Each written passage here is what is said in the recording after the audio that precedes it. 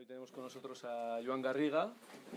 El título de la charla, lo primero, es Psicología transpersonal, espiritualidad y constelaciones familiares. Bueno, tenemos a Joan Garriga, que de hecho es uno de los mayores expertos en constelaciones familiares que tenemos en Cataluña y la península ibérica. Entonces, pero voy a explicar un poco su trayectoria también para los que no le conocéis tanto. Joan es licenciado en psicología. Es experto en psicología humanista, terapeuta Gestalt sobre todo, aunque también se ha formado en PNL, en hipnosis ericksoniana y otros abordajes. Discípulo y colaborador también de Claudio Naranjo desde hace muchos años. Y después, en el 1999, él invitó a Bert Hellinger a España, que Bert Hellinger fue quien creó las constelaciones familiares. Y realmente le entusiasmó tanto el trabajo de Bert Hellinger que a partir de ese momento se convirtió en uno de los principales divulgadores de su trabajo. ¿Te has leído mi currículum? Sí, lo tengo aquí apuntado además. Y además no solo divulgador, sino que se formó y hoy en día es uno de los principales formadores también en constelaciones familiares, ¿no? Y entonces ha publicado numerosos artículos y también varios libros. Aquí he traído algunos para que los veáis. Publicó primero ¿Dónde están las monedas? Después publicó este libro, Vivir en el alma, que es en el que más habla sobre el tema de las constelaciones familiares, que es en el que nos vamos a centrar hoy. Y después publicó un libro sobre las parejas, la pareja, el buen amor en pareja. Y recientemente, La llave de la buena vida. Entonces, sobre todo lo que nos vamos a centrar es, digamos, en la parte más transpersonal o espiritual. Ahora él nos dirá cuál es la palabra que prefiere de su trabajo y después nos centraremos en el tema de las constelaciones.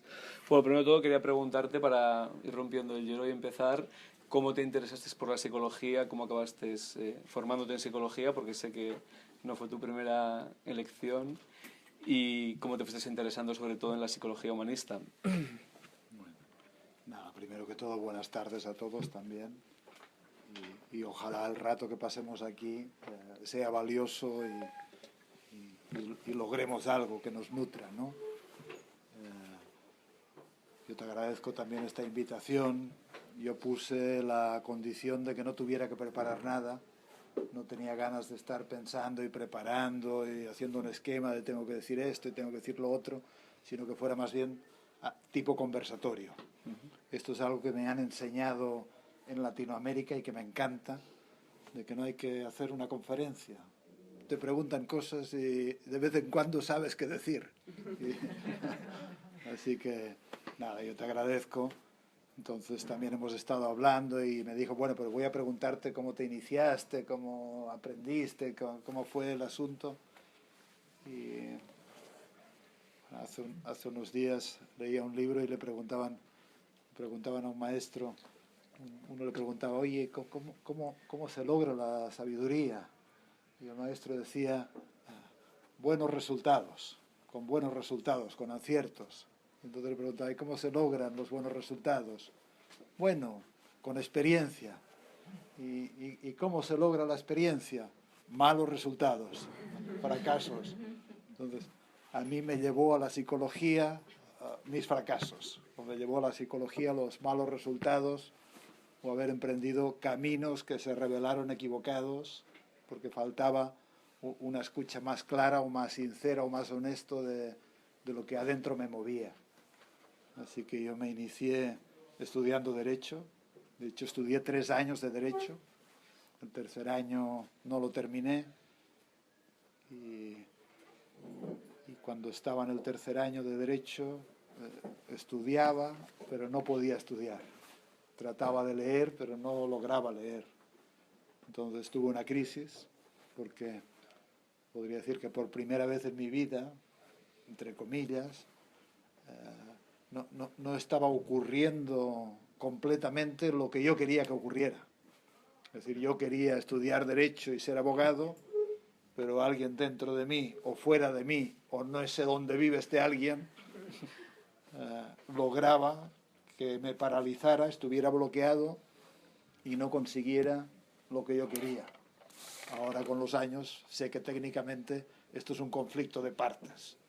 Una parte con la que me identificaba decía, tienes que ser abogado, este es tu camino, y otra parte con la que no me identificaba y con la que apenas reconocía y con la que estaba peleado y por tanto no podía verla, ni escucharla, ni dialogar con ella, tomaba las riendas del asunto y me paralizaba.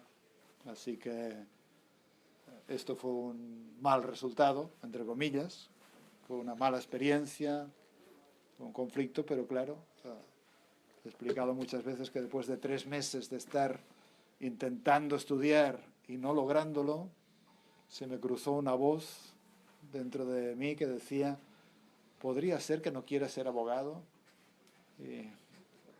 Y siempre he explicado que cuando escuché esta voz, no me gustó nada, pero tuve la enorme suerte de darme cuenta en aquel momento que esta frase me relajaba, me hacía bien. Fue el primer aprendizaje de cuán importante es escuchar el cuerpo para escuchar algunos mensajes que están en contradicción con el lenguaje de la voluntad. Así que dejé derecho y este fue el problema menor, porque luego el problema mayor era si no hago derecho, ¿qué hago? Y la única respuesta era, no tengo ni idea. Así que no hacía nada. No necesitaba hacer nada ni tenía la presión de tener que estudiar porque trabajaba en la Caixa de Cataluña, trabajé unos años, muy joven ahí, me daba dinero, así que no tenía tampoco la presión yo pienso, qué suerte que no tenía la presión de tener que terminar algo para labrarme un camino profesional, así que no hice nada excepto pasármelo bien. Y me empezó a interesar el teatro y participé en grupos aficionados, en grupos amateurs y estuve unos años que prácticamente mi mundo era lo artístico, lo teatral, lo expresivo, lo lúdico, pero luego, claro, luego empecé con un grupo de crecimiento personal. Luego explico, si quieres, cómo me enteré de esto. Bueno, lo explico ya. Porque, claro, estoy hablando de cuando yo tenía 20 años y era otro momento cultural, político también. Había mucho anhelo de cambio, de revolución, de libertad. Vivíamos como muy apretados, muy sombríos, muy grisáceos. Todavía Franco murió cuando yo tenía 18 años, así que... Y un día vi un anuncio en una revista que ponía Grupo de Crecimiento Personal. Y el teléfono era 93 317 29 29. Yo soy muy conocido por mi mala memoria, pero tengo una gran memoria numérica. Y con los años he hecho frente y he decidido olvidar muchos números, pero cuando era joven no olvidaba casi ningún número. Me crié en un pueblo y me sabía de memoria las matrículas de todos los coches del pueblo, así que se me pegaban los números a la cabeza. Así que este número no lo olvide, 93 317 29 29, y era el teléfono de Estel. No sé si alguien ha oído hablar de Estel y de Ramón Vilá. Y Estel fue el centro pionero de la psicología humanista y del movimiento del potencial humano aquí en Barcelona y en Cataluña. Fue, digamos, todo lo que luego sucedió, en cierto modo, nace ahí. Fue la cuna del movimiento junto con otro centro que en aquel momento todos estaban hermanados, que era Erich Fromm, estaba Ramón Rosal, Ana Jimeno, y bueno, total que fui a parar ahí a Estel y entonces tuve una entrevista con Ramón y Ramón me dijo, bueno, mira, aquí lo que hacemos es, qué sé yo, grupos, psicología humanista, psicodrama, estas cosas. También hacemos diagnósticos. Si quieres te podemos hacer un diagnóstico. Y entonces, ¿y cómo funciona esto? Bueno, son 8 sesiones, me dijo, y tú cuentas tu vida, te hacemos algunas pruebas. Y dije, pues empiezo con un diagnóstico. Yo no tenía ni idea de nada. Entonces, estuve unas cuantas sesiones hablando con él. Cuando en el Institut Gestalt celebramos el 25 aniversario de nuestra puesta en pie, lo invitamos a él porque es un mentor significativo y él me dijo, todavía recuerdo las cosas que me decías en estas 8 sesiones y las tengo grabadas, en fin, y me maravillaba tu mundo fantasioso y creativo. Y él me dijo después me dijo, este hombre tenía un don para ver la potencialidad de las personas. Y él me dijo, tú vas a hacer algo grande en nuestro mundo. Yo no sé si he hecho algo grande, pero por lo menos he hecho algo, ¿no? Y era un hombre como muy auspiciador, un hombre que veía los talentos y los dones de los demás y no se escatimaba, sino que era generoso, como no tenía temor de que se le hiciera sombra, ¿no?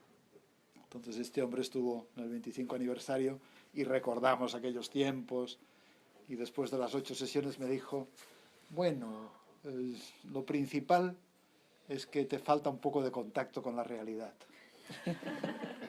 y debía de tener razón porque creo que tenía tan poco contacto con la realidad que ni siquiera era capaz de entender esta frase.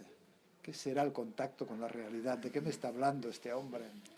Pero él se dio cuenta de inmediato de que yo era un soñador, un fantasioso, uno que diseña mundos. Yo creo que le contaba que mi único objetivo en la vida era vivir en una república independiente que se llamara República Independiente Joan Garriga.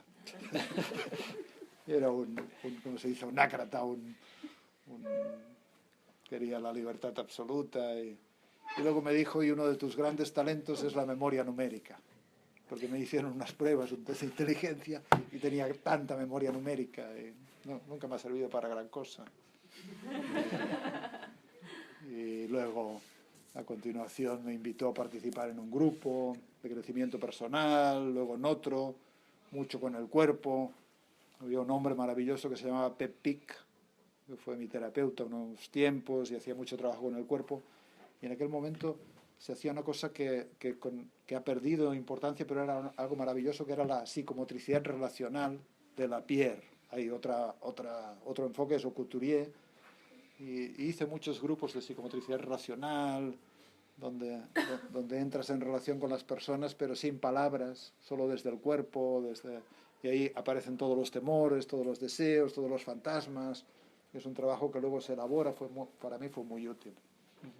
Así que me fui metiendo en este ambiente y haciendo más grupos, y hasta que me sentí un poco enganchado. Y he dicho a veces también de que me enganché a esto porque los grupos eran divertidos, eran como nos tocábamos, nos mirábamos, bailábamos, cantábamos, jugábamos. Para mí era como una expansión, una liberación, era expansivo y sobre todo muy divertido, y me fue enganchando. Así que yo siempre digo que a mí la terapia o el desarrollo me ha enganchado por el lado del goce, porque os aseguro que si yo con 23 años voy a un grupo de estos de crecimiento personal o terapéutico y el terapeuta me dice, pero tendrías que tocar tu dolor, tendrías que mirar tus sombras, tendrías que mirar tus demonios, yo hubiera pensado, este tío está tarado. ¿De qué habla? Aquí hemos venido a pasárnoslo bien. Así que a mí me enganchó por el lado más del placer, del goce, de lo lúdico, y me fue enganchando. Aunque yo creo que lógicamente tenía un trasfondo de dolor que con los años fui viendo. Y incluso hoy en día me asombro de lo que hago profesionalmente, de lo que me estoy especializando y de lo que me gusta y no me aburre tanto, que es trabajar con las personas cuando están con conflictos reales, de una forma muchas veces grave, es decir, en la frontera del amor, del desamor, en la frontera de la vida y de la muerte, de las pérdidas, de las traiciones. El trabajo que más me interesa actualmente es el trabajo de los vínculos, de los nexos, de las tramas. La gente que suele venir es porque o le ha dejado la pareja o no se atreve a entregarse a su pareja, o ha perdido un hijo, o no puede tener hijos si quiere, o se le ha muerto a alguien. Es decir, son asuntos que casi siempre está presente de una forma muy clara el dolor. Así que yo creo que con los años he ido viajando de que me interesó tanto, porque era una expansión de lo gozoso, a también reconocer que como que las mallas de la vida se construyen también con este material tan difícil para todos que es la pena o el duelo o la pérdida o cuando la vida nos quita aquello que deseamos o cuando no nos da lo que sí deseamos. Y ahí hay un sufrimiento real. Así que esta fue mi entrada, hice muchos grupos. En aquel momento era muy revolucionario, formaba parte también de un ideal casi político y me fui. Era el movimiento del potencial humano, la psicología humanista, que es un cajón desastre que englobaba un montón de técnicas, y daba una formación, Ramón, en Estel, de psicología humanista. Mi primera formación es en psicología humanista, en psicoterapia humanista, y ahí pensé, ¿qué hago profesionalmente en la vida? Y las dos únicas cosas que se me ocurrían era, o más bien orientarme a lo artístico, a través del teatro, pero había algo que no me iba, porque yo como actor no era bueno, y hubiera podido ser director quizá, pero también había algo que me faltaba, que era a veces tenía demasiado artificio, demasiada vanidad, demasiado insustancia, era un poco insustancial o superfluo. A veces uno ve al teatro y dice, bueno, ¿para qué se esfuerzan? Y a veces uno ve teatro y dice, aquí está Dios, o aquí habla algo que nos llega, ¿no? Pero hay mucha cosa superflua. Yo lo notaba, esto también, y yo creo que viviré más con la ayuda, con el contacto, con el encuentro, y a partir de un momento tomé la decisión, fruto de malos resultados, y tomé la decisión de decir, bueno, pues voy a dedicarme a la ayuda, voy a dedicarme a la terapia, a la psicología, y de inmediato que tomé esta decisión fui también a la universidad. Te iba a preguntar justo eso, ¿no? Que pasaste por la facultad también, ¿no? Sí, fui. ¿Cómo fue la experiencia de la facultad? Bueno, yo fui, aparte, yo tenía un hijo, tuve un hijo con 21 años, y me casé con 21 años también. Malos resultados, pero mucha experiencia. Yo vivía con mucha intensidad tantas cosas. A los 24 ya me había separado, y cuando tomé la decisión de dedicarme a la ayuda, pues me fui a la facultad. Entonces fui a la facultad y pensé, ¿cuál es mi objetivo? Aprobar todos los exámenes. ¿Por qué? Porque así no tengo que repetirlos. Y cuando leía los apuntes o los textos, ¿cuál era mi objetivo? Leer una sola vez. ¿Por qué? Porque así no tengo que leerlo dos veces. Como que fui muy práctico. Y el primer examen que hice saqué 4,75 y no me aprobaron. Y entonces pensé, eleva un poco el listón. Y nunca más volví a suspender un examen. Incluso, y saqué alguna matrícula de honor. Mira, saqué una matrícula de honor en una materia que era técnicas de psicoterapia. Ajá. Y conocí al profesor el día del examen. Esto no era tan infrecuente en mí, como que yo me lo tomaba casi como un trámite, y entonces pues algunas asignaturas no iba, pedía apuntes, tenía una vida complicada, no era tan fácil, pero me alegro de haberlo hecho porque era joven. A mí a veces me preguntan, ¿te parece que estudie psicología? Nunca sé qué contestar. No me parece que nutra de herramientas reales para una ayuda real, pero sí que da como concepciones teóricas, y sobre todo también te da un marco, te da una pertenencia. Yo decidí estudiar psicología por una razón muy simple.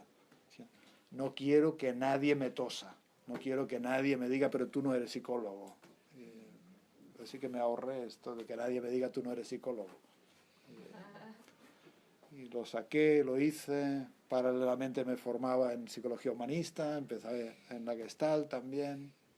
Creamos el instituto antes de que yo terminara también psicología. Yo empecé psicología con 26 años, o sea que me demoré. Y ahí, bueno, para mí fue claro de que era mi mundo. Y luego son estas cosas que seguramente uno de niño, yo siempre sentí que tenía una vocación, pero no sabía cuál era. No sé si hay gente que lo ha sentido aquí. Hay algo que uno siente que tiene que hacer, pero no sabe lo que es. Y luego a mí se me calmó esto justo metiéndome en este mundo. Una vez leí al Dalai Lama que decía que hay gente que tiene una vocación y hay gente que no. Y decía, la gente que tiene una vocación tiene una gran ventaja y una gran desventaja.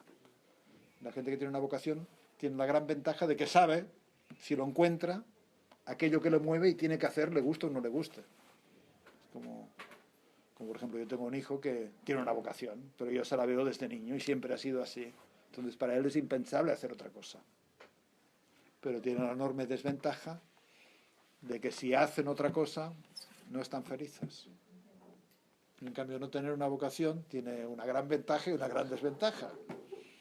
Y tiene la desventaja de que nunca experimentarán esta pasión, esta entrega, esta vehemencia, este ser tomado por algo que se experimenta cuando uno tiene una vocación, pero al mismo tiempo tienen la gran ventaja de que pueden hacer muchas cosas y estar felices de muchas maneras, ¿no? Así que... ¿De qué he hablado? De la facultad. Bueno, supongo que en la facultad de Psicología Humanista no se explicaban mucho, ¿no? En aquel tiempo tampoco. Bueno, pues se siguen sin explicar hoy en día, de hecho, pero... Era muy pobre. Es como...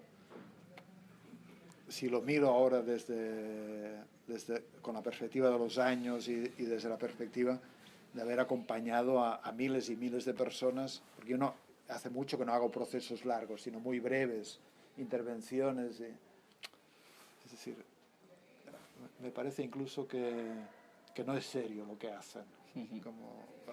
Creo que no lo he dicho nunca de esta manera tan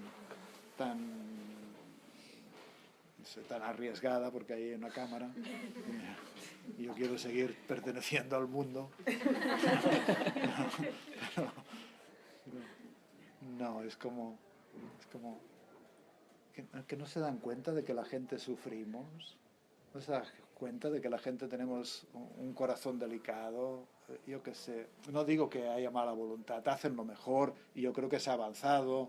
Las neurociencias hoy en día tienen prestigio, hay muchas comprensiones de cómo funcionan las cosas, pero es como...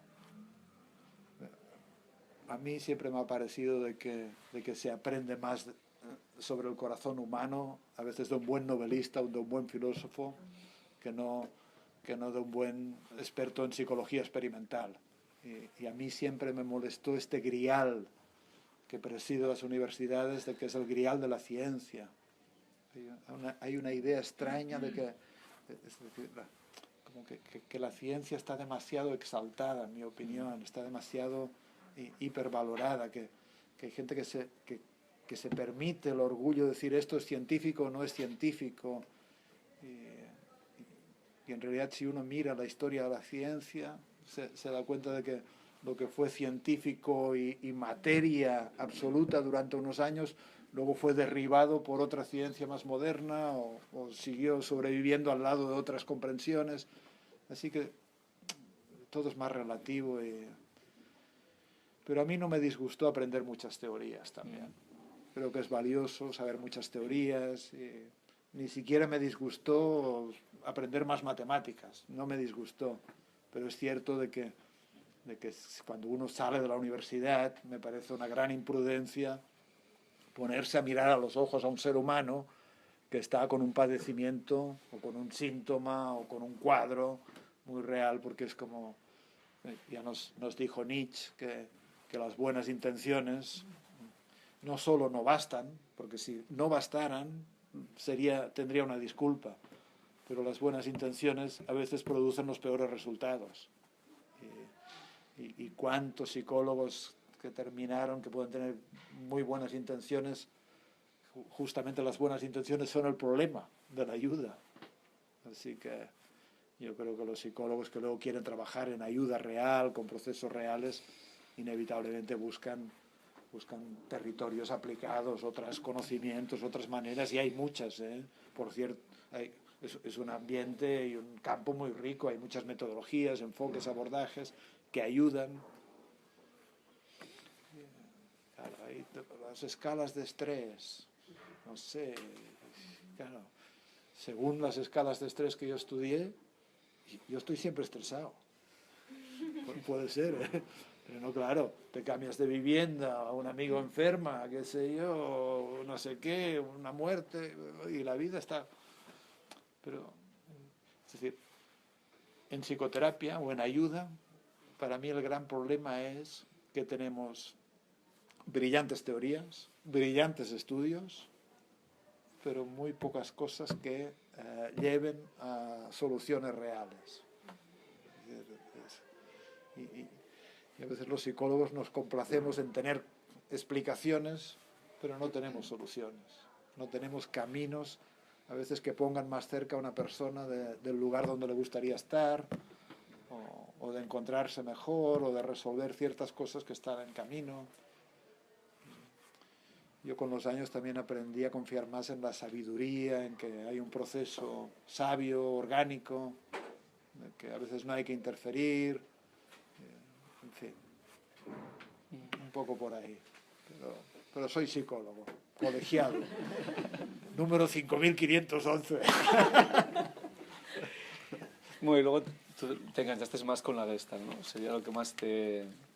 Sí, bueno, o sea, cuando estudiaba psicología humanista, ahí pues había un amplio abanico.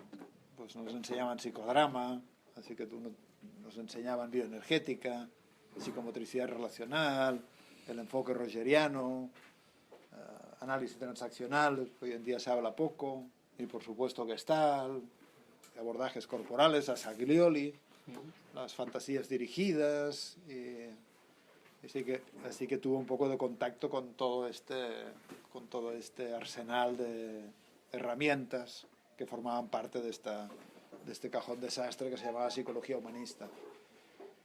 Y ahí, no me acuerdo en qué año, vino a hacer un taller de Gestalt, ¿cómo se llamaba? Eduardo de Gracia, un argentino que vivía en Madrid y vino a dar un taller de Gestalt. Y luego él se vino a vivir, este hombre, en Barcelona, y entonces le pedimos unas poquitas personas que nos diera un seminario de Gestalt para saber más. Entonces, y leer a Fritz Perls era toda una experiencia, y leer algunos libros de Gestalt era toda una experiencia en aquel momento. Así que fuimos metiéndonos con Eduardo de Gracia, y a partir de ahí se abrió el campo de la Gestalt. Y, sí, me hice gestaltista. Sí, la Gestalt me parecía como la más espontánea de las herramientas también, la menos estructurada quizá, la más dialógica, la que favorece más un encuentro, la que da más permisos para ser lo que uno es, la que integra también cuerpo, emoción, mente y espíritu. Y luego también Fritz Perls, leer a Fritz Perls era toda una experiencia, porque parece un hombre tan libre, un hombre tan intrépido, ¿no? Tan audaz, con esta vocación de ser real, de ser el mismo, no de ajustarse a las expectativas de los demás, no ser el que los otros quieren que uno sea, sino de tener la audacia de estar aquí con mi realidad, contigo y con tu realidad, y más allá de las pantomimas, entre comillas, ¿no? Así que por ahí. ¿Y luego cómo te empezaste a interesar? ¿Pero esto os interesa? Esperemos que sí. Bueno, vamos a entrar ya más en la parte del título de la charla. Y de ahí, ¿cómo llegaste a interesarte más en el tema de, como prefieras llamarlo, psicología transpersonal, espiritualidad? ¿Cómo llegaste a conectar con esta dimensión más allá de la psicología humanista? ¿O de tus intereses iniciales por la psicología? ¿O ya estaba igual ese interés desde el principio? No lo sé. No, es que claro, para mí, en cierto punto, era un poco indistinguible. La psicología humanista de la psicología transpersonal. Es como porque la psicología humanista en uno de sus postulados también es el interesarse por algo mayor, interesarse por el espíritu, interesarse por la felicidad, interesarse por lo que trasciende a la persona, así que también formaba parte. Por ejemplo, no había grupo de crecimiento personal de base humanista donde no hubiera espacio para la meditación también, aunque yo no supiera muy bien en qué consistía meditar, pero ahí nunca me pareció que fueran compartimentos tan estancos, ¿no? También Jung siempre ha estado detrás de muchas cosas, y el mismo Jung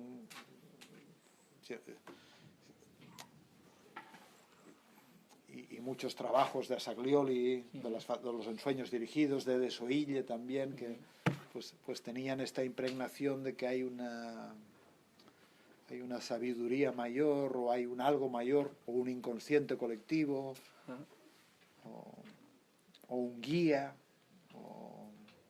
o un algo más grande que uno mismo que en definitiva nos mueve y nos dirige y nos guía, sobre todo tratando de corregir nuestra idiotez, porque nuestro yo personal o aquel con el que estamos identificados, de la misma manera que a mí me corrigió cuando estudiaba Derecho, pues a veces nos corrige con un fracaso, a veces con una enfermedad, a veces con una frustración, y siempre ha estado presente también en el mundo de la psicología humanista, pues esta, no solo la triada cuerpo o instinto, emoción o corazón o afecto y cabeza, racionalidad, sino también espíritu, ¿no? Como yo en aquel momento no conocía el Cuarto Camino ni Gurdjieff, pero recuerdo un gestaltista Michel Kachev, no sé, nadie ha escuchado nunca este nombre, tiene un libro gestáltico, yo hace mucho que no leo Gestalt, y este hombre era un belga y que murió, creó una universidad en Bélgica que se llama Multiversity, y este hombre recuerdo que nos hizo un trabajo sobre esta imagen del cochero, los caballos, el carruaje, el pasajero, en fin, que es una metáfora del cuarto camino, de los cuatro elementos, ¿no? Uno es el instinto, el otro es la cabeza, así que para mí siempre estuvo muy ligado. Y luego Maslow, que también está que hablaba de la pirámide de las necesidades, claro, y hablaba de las experiencias cumbre. Luego leíamos también a ¿cómo se llama? Este calvo, pelao, toda la memoria que tengo para los números no la tengo para los nombres. El de los niveles de... Ken Wilber. Wilber. Así que siempre estuvo muy presente. Yo en aquel momento entendía más lo transpersonal en un sentido vertical. En un sentido vertical quiere decir lo que está allí, lo divino, si queréis, o lo trascendente. Luego me di cuenta de que lo transpersonal tiene también un lado horizontal, porque lo que va más allá de la persona es la otra persona. Lo que va más allá del yo es el tú y también el nosotros. Es decir, hay un transpersonal que es relacional, y luego hay un transpersonal que es vertical, que es hacia arriba.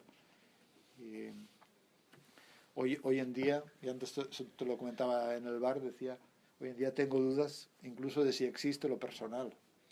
Tenemos la ficción de que existe, de que aquí estoy yo soy así, yo soy asá.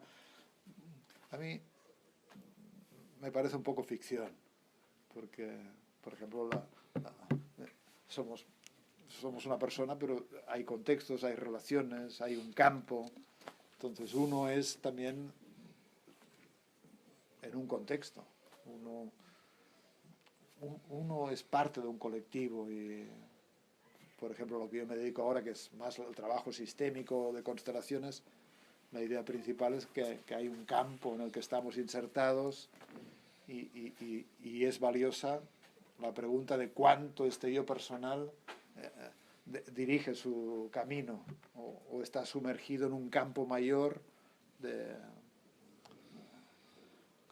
de influencias que a veces sin darse cuenta van dirigiendo su camino.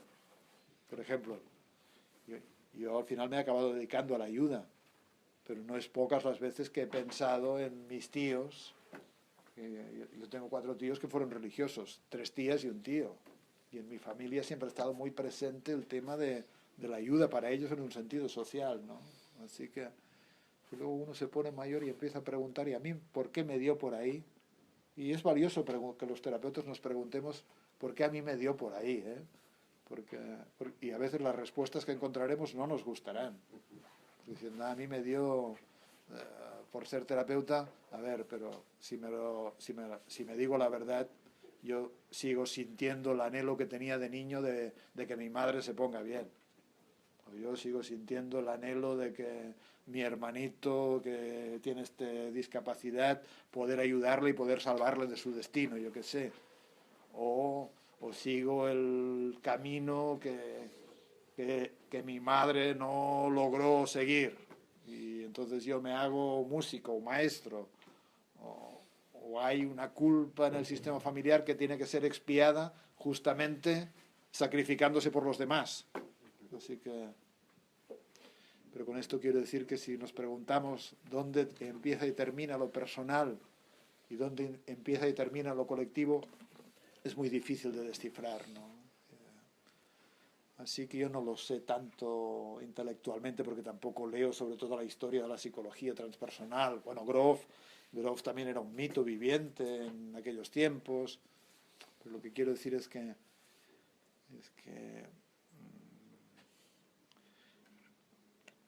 para mí hoy en día es muy difícil de no pensar en términos transpersonales. Por 2 razones principalmente, porque tengo demasiadas evidencias de que a veces nos guía la dinámica de un colectivo y porque tengo también demasiadas evidencias de que hay un algo superior, llámase divino, llámase sabiduría, que nos sobrepasa y que también nos dirige de la manera que lo hace. Se puede llamar las reglas de la vida. Y luego también me parece que por ejemplo, yo antes he explicado de que yo quería crear la República Independiente de Joan Garriga, que nadie me toque los cojones, qué sé yo, no, hacer lo que me dé la gana. Pero luego uno se da cuenta de que esto es una estupidez suprema, ¿no? Como que en realidad la única libertad posible, la única libertad real es hacernos, si es que es posible y hasta donde sea posible, más y más libres de nosotros mismos. En realidad el enemigo es uno. Donde está la servidumbre es la servidumbre a estos tiranos internos. Por ejemplo, en mi caso, la servidumbre a este tirano que dice tienes que ser tan libre. Entonces, claro, como que el viaje, en realidad el viaje que la vida nos ofrece es un viaje de la grandeza, que esta grandeza puede ser de muchos tipos. El enneagrama, por ejemplo, nos brinda muchos tipos de supuesta grandeza del yo, pero el viaje sería uno de la grandeza personal al reconocimiento de la grandeza de lo que no es personal. Y que esto requiere un movimiento de inclinación, de humildad, de asentimiento y, en cierto modo, una cierta renuncia también a los postulados personales. Y esto tengo que decir que es muy fácil de decirlo, pero luego no es tan fácil de que ocurra en la vida. Decimos, en lo que somos perseverantes los seres humanos, o en lo que yo he sido perseverante y lo que veo en lo que son perseverantes los seres humanos, es en la idiotez. Perseveramos. Y tengo que decir también de que yo he utilizado, y tal vez sigo utilizando, no lo sé, pero he utilizado la terapia también justamente para engordar esta idiotez personal. A veces incluso, que si yo me miro de joven, meditar y todo esto, parecerían hobbies, new age, que tienen una cierta estética, pero si comparamos todo esto, que pueden ser preparatorios, a cuando la vida actúa y te somete a un tormento o a una pérdida o a una muerte cercana o a una frustración amorosa o a un divorcio o una separación, entonces es cuando el agua realmente se te pone al cuello. Y entonces dices, menos mal que medité un rato, pero la meditación que hice comparado con este terremoto y este tsunami que ahora se me viene, es poca cosa. Es decir, son los tsunamis de la vida los que someten y doblegan a este yo personal cuando necesitan hacerlo.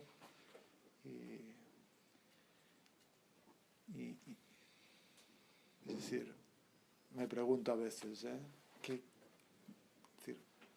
y no es incompatible, pero ¿nos desarrolla más 1000 horas de meditación o la muerte de un amigo al lado, por ejemplo?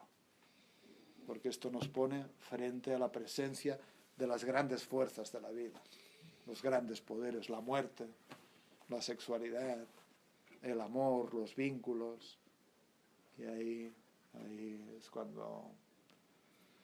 Así que bueno, yo hoy en día, por ejemplo, no concibo la ayuda también si no es desde una perspectiva espiritual, porque aquí también estamos con el baile de las palabras, ¿no? Transpersonal es más allá de lo personal, espiritual es, no sé qué, pero espiritual sería como el reconocimiento de que hay un espíritu creativo, y debe de haberlo, ¿no? Porque si no, ¿quién se ha encargado de que nosotros estemos aquí? La pura materia de que nuestro padre y nuestra madre se encontraran y se pusieran a pasárselo bien y luego apareciéramos nosotros. Pero, no sé, parecería que alguien mueve los hilos. Y este alguien no sabemos quién es, pero es impresionante. Miramos el árbol y en este momento hay vida en el árbol y hay crecimiento. ¿Y quién dirige todo esto? Así que para mí hoy en día es impensable acompañar a las personas meramente desde una perspectiva psicológica. Es decir, está bien, manipulamos la mente, nos cambiamos creencias, nos confrontamos cosas, decimos, a ver, tu emoción está equivocada, o suéltala, y todo esto está bien, es necesario, si forma parte, o nos hacemos...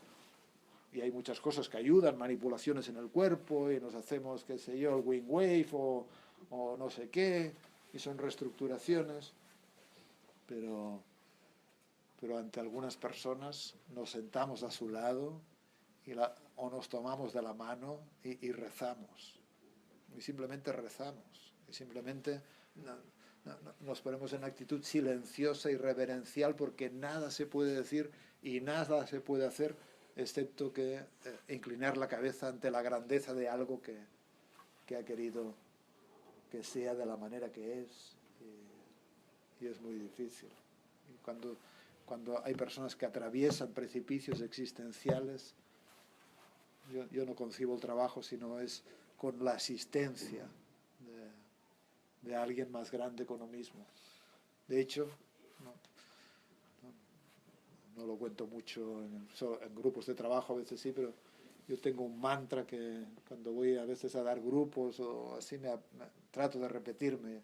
Este mantra es vacíame de mí, vacíame de mí. Como si en realidad es una plegaria, no sé a quién se le dice esto, pero es como decirle al universo, vacíame de mí y lléname de ti. Seas quien seas, que no sea, que no esté yo tan presente ahí, que no sea yo la interferencia, que no sea yo el problema en realidad, sino que pueda estar a tu servicio o al servicio de lo que la persona necesita para que su alma pueda prosperar, algo así, no para que su mente acabe ganando la partida, porque en realidad probablemente todo el trabajo que hace la terapia es un trabajo de reconexión, un trabajo de restaurar la escucha profunda de la persona ante su propio corazón, sus propios recursos, su propia alma, su propia hondura, su propia profundidad. Esto es devolverle a la persona la plena posesión de sí misma también. No sé, por ahí. no sé. Y en un momento también de tu carrera, de tu trayectoria, te encontraste con Claudio Naranjo, que no sé si esto tuvo alguna influencia en esta apertura a lo espiritual, Claro, desde la Gesta, lo... claro. Claudio Naranjo era un nombre conocido dentro del gran movimiento de la psicología humanista y de la psicología transpersonal y la meditación también. Yo estuve en Barcelona en el año, si no me equivoco, 86, porque hubo un congreso de psicología humanista. Yo no estuve en este congreso, pero personas me hablaron. Y Claudio aquí se fue haciendo popular porque muchos gestaltistas, Paco Peñarrubia, otros tenían la conexión con él y empezó a venir. Así que era como, hay que ir a conocer a Claudio. Y yo tengo que decir que previo al SAT se hacía la introducción al eneagrama. En aquellos tiempos lo hacía él, Claudio. Y en el año 89, creo, yo estoy en Bilbao, sentado en una sala ahí con 40 personas, o no sé, 50, y era mi introducción al eneagrama. Que ahí me tocó sentado, lo digo también como anecdótico, estaba sentado a mi lado Ramón Resino. No sé si alguien lo conoció a Ramón Resino. Murió hace un par de años, Ramón. Nos hicimos grandes amigos y ha sido una persona que ha tenido también mucha presencia en el mundo de Claudio y de la Gestalt y del teatro también, porque Ramón era director de teatro y maravilloso. Aparte yo tengo que decir que fui ahí como uno que dice, ya llevo unos cuantos años trabajando conmigo. Como uno, no sé, yo tenía una idea, uno se cree muy avanzado. Se necesita la concurrencia necesaria para creerse avanzado de ser muy ignorante también. A mí me impresiona, por ejemplo, como a veces hay personas que han hecho un taller o algo de coach o no sé qué, y se les abre un mundo y sienten que están al final del camino, no al principio del camino. Sí, es que hay principio y final, pero a veces es como hay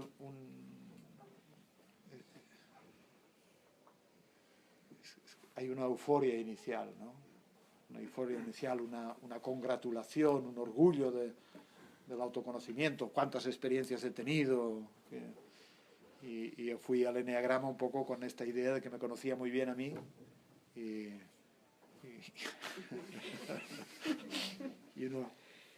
Para darme cuenta de que conocía, no sé si conocía muy bien o no conocía muy bien, pero lo que no conocía era mi propia piel, mi propio líquido ambiental. Es como la historia de, no me acuerdo qué novelista, puso en alguno de sus relatos o de esta historia de que van dos pececitos muy jóvenes, muy jovencitos, van nadando y se encuentran con un pez ya anciano y el pez anciano les dice, ¿y qué tal está hoy el agua? Y los pececitos no contestan y siguen nadando, y cuando han pasado y ya se han despedido del pez anciano, el uno le dice al otro, oye, ¿qué es el agua? Es justamente porque vivimos en este líquido ambiente que está tan incorporado que lo ignoramos. Entonces yo con el eneagrama sentí algo así, que había hecho muchas experiencias, muchos grupos, muchas cosas, pero que esta atmósfera en la que uno vive, que había quedado, que la ignoraba. Así que para mí fue importantísimo también este mayor conocimiento del carácter, de esto que mueve el engranaje del funcionamiento de uno, y también fue un palo en el sentido porque esto es ponerse ante un espejo y te guste o no te guste, ahí ves algo agrandado, y en mi caso yo estuve deprimido un tiempo, no en un sentido clínico, pero sí bajo, como diciendo, porque uno también cuando te ves luego ya no puedes ser tan inocente. Es decir, no hay... Es una alegría ser un idiota,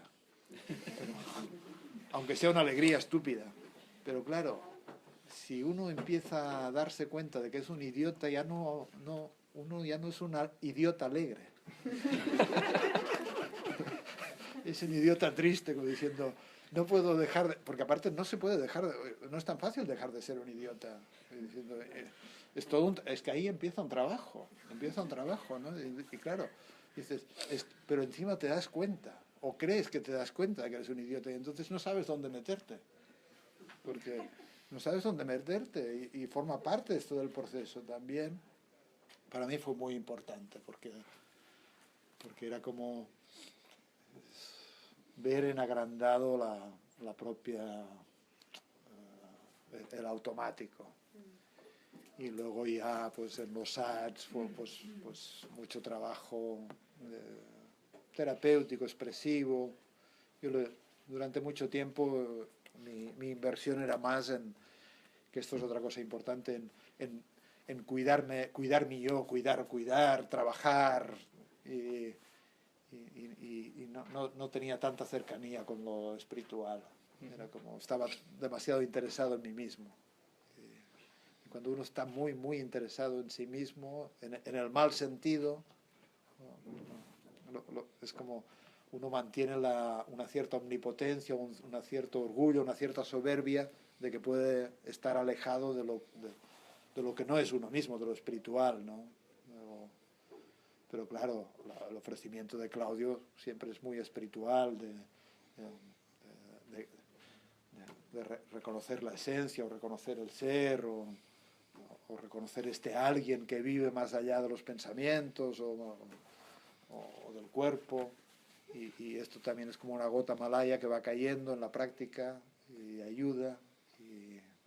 Y en mi caso yo creo que al final también a uno le prepara para cuando luego la vida actúa. Y la vida actúa a veces que te da una patada en el culo y se lleva y barre de golpe toda la soberbia y todo lo que el yo creía que podía hacer, o que podía gobernar, o que podía manejar. Hay momentos en que la vida no deja que el yo gobierne sus propios movimientos y nos obliga a experimentar esto que ahora soy yo quien dirige y no eres tú quien te dirige. Por lo menos un tiempo. Es como te mete en la corriente y no sabes a dónde te lleva. Y claro, sin ninguna duda, todo el trabajo con Claudio, con el enagrama, con el carácter, es como ir escarbando para que luego asome la rendija de luz, y que cuando la vida golpea, pues a uno le encuentre menos defendido en todo caso, o más capaz de decir, en esta lucha entre el yo y lo que la vida quiere, pues mira, me rindo. Yo creo que uno de los caminos de acceso al espíritu es la rendición. Me rindo a tu voluntad. Así que yo siempre digo que el taller que hice de Enneagrama, de introductorio con Claudio, para mí fue un despertar, un comprender mucho más allá de lo que hubiera imaginado, de lo que hubiera esperado. Y luego también todo el trabajo con los ads fue como ir como golpeando toda esta estructura de defensas que uno ha construido hasta donde se puede. Y en un momento dado también descubre que uno está meditando, pero ya no medita porque es lo que toca, ya no medita porque es la estética de lo que toca, ya no medita porque te relaja y te hace estar centrado y te hace sentir el cuerpo, sino que uno medita porque busca calmar algo, se ha abierto una búsqueda que es de otra cosa, que ya no es de uno mismo, sino que uno empieza a pensar en este otro, pero es como o a tener la imagen de que uno no es tan interesante, de que uno en realidad sería mucho más interesante estar libre de uno mismo, o un poquito más libre, porque la libertad y seguramente la felicidad o la alegría de vivir empiezan cuando uno está más libre, más entregado al flujo, más llevado por la vida.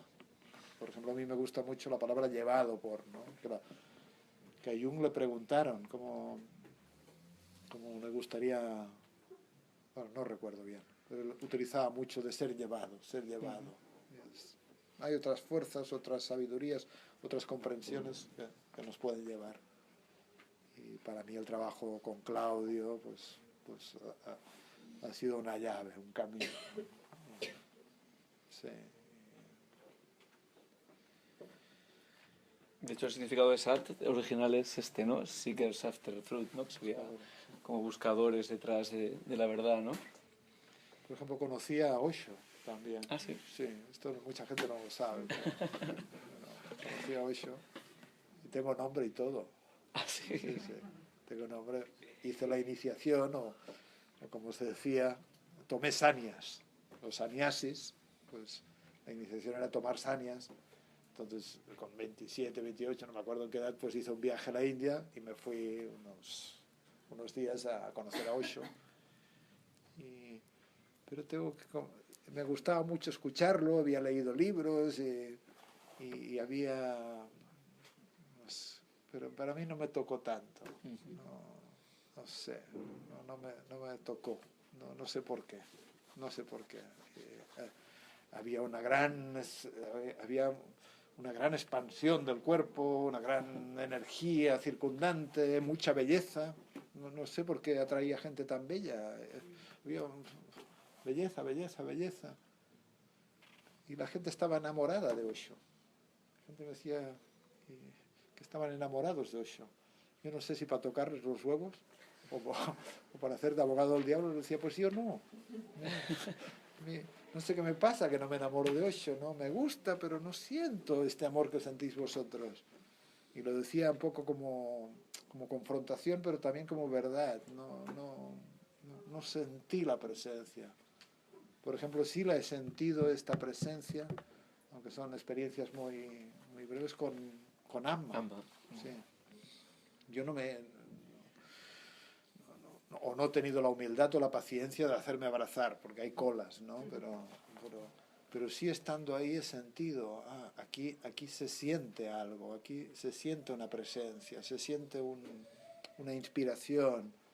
Como, esta mujer no está ella, aquí hay alguien más. Es como... Con Claudio también se siente esto a veces, que tiene... Es una integración de estar en este mundo y estar en otro mundo, que hay esta conexión, ¿no? Con una presencia que va más allá, o que le toma, o que se siente. Entonces, yo creo que está en todas partes, y simplemente a veces nuestro marco mental está limitado, nuestra percepción está un poquito estrechada, y pues, por ejemplo, sería muy raro para un niño de 5 años no sentir el espíritu. No lo podrá hablar, pero viven en el espíritu. Las criaturas muy pequeñas viven en un lugar muy aconceptual, muy primario, donde el cerebro racional no está tan desarrollado, y el mundo no solo es una mente mágica, sino que hay una conexión con el todo, con la naturaleza, con los otros. En fin, esta experiencia con Claudio y con el enneagrama. ¿Hiciste el SAT en un mes, como era antiguamente, o ya pillaste la época en la que se hizo en varias partes? Yo hice 17 días. 17 días. Era un poquito más largo. Pero ya no era el primero que se hizo, era de un mes. Yo no estuve en el primero. Fui de la segunda jornada, digamos. Se hacía en Bavia. Entonces, ¿Habéis oído hablar de Bavia? Bueno, era un lugar en Almería, un lugar también muy inspirado, muy hecho a medida para estos trabajos, ¿no? Sí. 17 días. Reunido, ¿no? El SAT 2 duró 17 días, el SAT 1 no me acuerdo, no recuerdo cuánto tiempo fue. Tengo el recuerdo del SAT 2, que para mí fue muy importante. Y duró 17 años. Ahí. También puede ser. Y luego el SAT 3 ya fue de 10 o 12 días. El SAT 3 ya no se hizo en Bavia, que yo lo hice en Segovia, no me acuerdo, en un pueblo. Se hizo solo un año ahí. No sé, ¿qué más? Bueno, ahora ya vamos a entrar en la tercera parte del título de la charla, que es las constelaciones, ¿no? ¿Cómo llegaste a conocer las constelaciones? Y a Bert Hellinger, que te llevó a invitarle aquí. Bueno, yo creo que el espíritu no deja que me aburra demasiado tiempo. Debe ser, ¿no? Porque es curioso como cuando la vida va avanzando y miras atrás, te das cuenta de que la vida sabe lo que se hace, como que va trayendo, lo hace solo.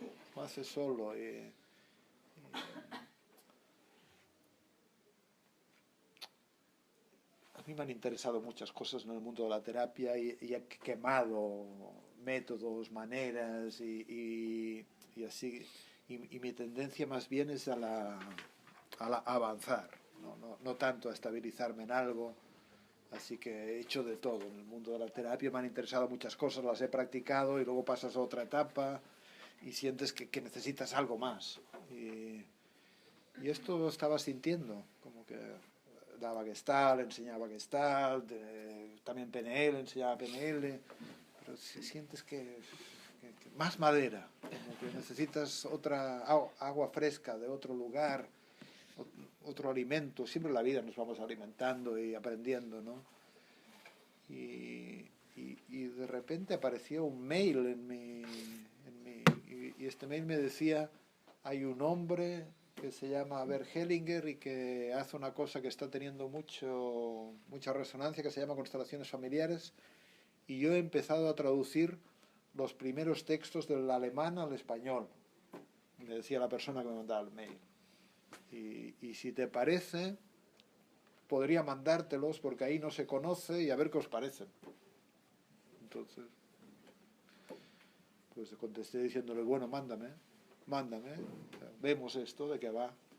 Entonces luego yo supe que esta mujer había mandado este mail porque había estado en el instituto unos meses antes, porque esta mujer se llamaba Silvia Kabelka, que es el apellido alemán, una mujer austriaca, y estaba casada con un hombre, el Alfred Gómez Pedra, y él es catalán, y entonces en una Semana Santa o en unas vacaciones o no sé cuándo habían estado aquí, vinieron a una charla en el instituto, les gustó la atmósfera, les gustó el ambiente y luego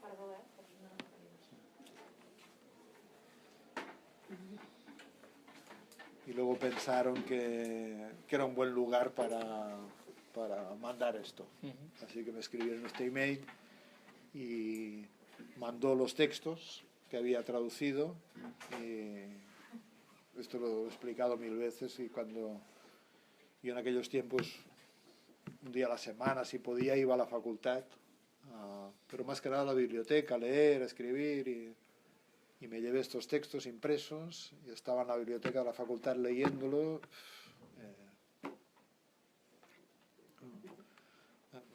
Me puse a llorar, me emocionaba, me conmovía de una forma brutal, como se me ponía la piel. Tuvo una conmoción porque era como, hablaba de destinos, de vínculos, de seguir a la muerte, cosas que yo nunca había leído tan claramente. Son cosas intuidas, pero es como para mí fue una conmoción, porque ahí es donde yo, y esto es personal, es como me di cuenta de cómo a veces en el juego de la terapia no ponía, y creo que no poníamos mucha atención a los asuntos reales de las personas. Por ejemplo, a mí me habían entrenado a preguntar ¿y cómo estás? ¿Y qué sucede? ¿Qué sucede en tu cuerpo? Dale voz, exprésalo, no lo expreses, dile a tal, como el yo. Pero no me habían entrenado a... Cuando un paciente me decía, no, pero es que mi hermano no para de hacer intentos de suicidio. Y la única herramienta que tenía era, ¿y esto? ¿Y cómo lo vives esto? ¿Y qué piensas de esto? ¿Y cómo te posicionas ante esto? ¿Y si fueras tu hermano? Bueno, el diálogo gestáltico, pero esto era todo lo que yo sabía. Claro, de repente estás leyendo algo que te habla de las conexiones, de las sutilezas, de lo que sucede en el corazón de las personas, de las ataduras, de las profundidades de los vínculos, de las lealtades invisibles, de las dinámicas, del tipo que yo te sigo a la muerte, o del tipo yo expío la culpa en tu lugar, o yo me muero por ti, o yo enfermo en tu lugar, y de repente dices, hostias, yo nunca lo había leído tan claro esto, y había leído de sistémica, me conmovió mucho, y era un lenguaje poético que hablaba al corazón, hablaba al alma, y al mismo tiempo con una potencia, en mi opinión, terapéutica brutal, y claro, hablaba del alma, del colectivo, de las redes. Me impresionó, y así que lo que hice a continuación fue escribirle a esta mujer y decirle, bueno, yo he leído esto y creo que hace tiempo que no leo nada que me toque tanto. Entonces, ¿cómo hacemos para que este hombre venga aquí? Entonces, nada, en pocos meses estuvo aquí. Y también el primer taller, yo creo, los dos talleres que a mí más me han golpeado, impresionado, tocado, influido, muchos, pero estos dos especialmente, uno fue el primero con Claudio, el enneagrama, diciendo, era como desvelar el yo personal, desvelar el carácter, desvelar la personalidad. Y cuando vino Hellinger aquí, porque esto era, ya no es tanto el yo, sino desvelar las tramas, desvelar las dinámicas, desvelar las ataduras, las lealtades. Y claro, y con una metodología impresionante, porque es una metodología que te pone directamente el inconsciente hablando por altavoces.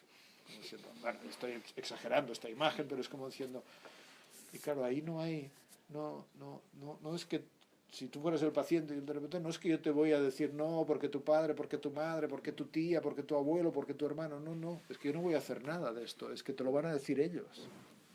Claro que yo voy a ser el intermediario, si quieres, como terapeuta, pero es como, no, si quieres, a mí me puedes mandar a la mierda, no, puedes defenderte, yo qué sé, ¿no? Pero esto lo estamos viendo los dos. Y lo están inventando esta gente, inventando no, poniéndolo ahí de manifiesto. Entonces, hostias, un método escénico, y yo creo que ahí entronco también con de donde venía, del mundo del teatro y todo esto, y de la Gestalt, que es escénica también, pero un método escénico, pero que tiene...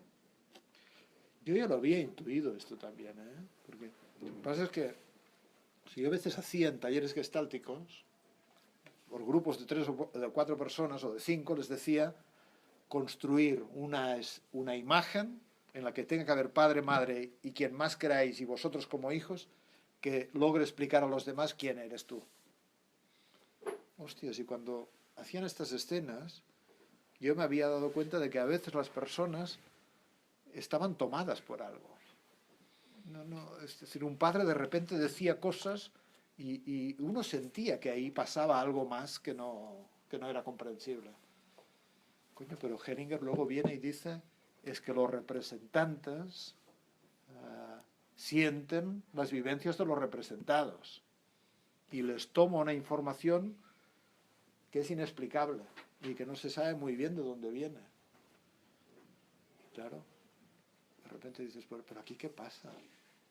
Todo esto puede tener muchos matices, pero es un vehículo, una herramienta, una técnica a través de la cual lo invisible, lo inconsciente, lo no aclarado, lo que está en las profundidades y cuesta tanto de ver, emerge. Luego uno puede tomar una gota o puede tomar 10 vasos de lo que sucede, ¿eh? También hay un diálogo entre la constelación y la persona y el terapeuta, por supuesto. Y una constelación no es un milagro, sino que es una semilla dentro de un proceso, por supuesto. Pero a mí me pareció asombroso cómo con 40 minutos se desvelan y... Es decir, lo mismo que el eneagrama desvelaba la personalidad, la constelación desvelaba la trama sistémica. Y yo creo, y esto hay que investigarlo, que hay una gran correlación. Si algún día tengo tiempo, me gustaría hacer más talleres de investigación de las tramas sistémicas desde la perspectiva del eneagrama. Pero ahí, claro, era como, ahí ves claro, hay cosas que en terapia te llevan meses aclararlas, y una constelación era muy, focalizaba algo, luego lleva su tiempo integrarlo también. Me pareció asombroso la teoría y el método y la potencia. Y luego también tengo que decir que, claro, al igual que Claudio, son personas que son, no sé si la palabra es líderes, pero son inspirados. No sé, también su tarea, su misión es la de tener este lugar que tienen de inspiración. Y Hellinger también, yo creo que él personalmente, no es explicable lo que él ha hecho si no se explica desde la espiritualidad también. Yo creo que Hellinger hizo un viaje de lo religioso a lo espiritual. Hizo un viaje del paradigma del bien y del mal, en el que estaba sumergido como sacerdote, al paradigma nietzscheano, de más allá del bien y del mal, el paradigma de lo que es. Y entonces él tenía algo, este hombre. Yo creo que su éxito se explica por su presencia espiritual también, ¿no?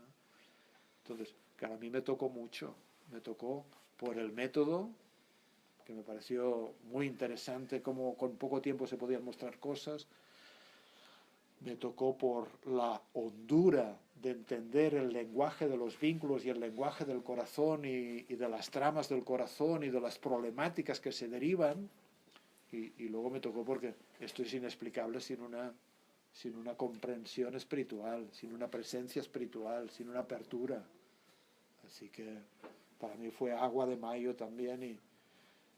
Y claro, yo ahí me sentí como diciendo, esto fue en mayo del 99 y es como, ¿sabes cuando sientes que te están hablando a ti?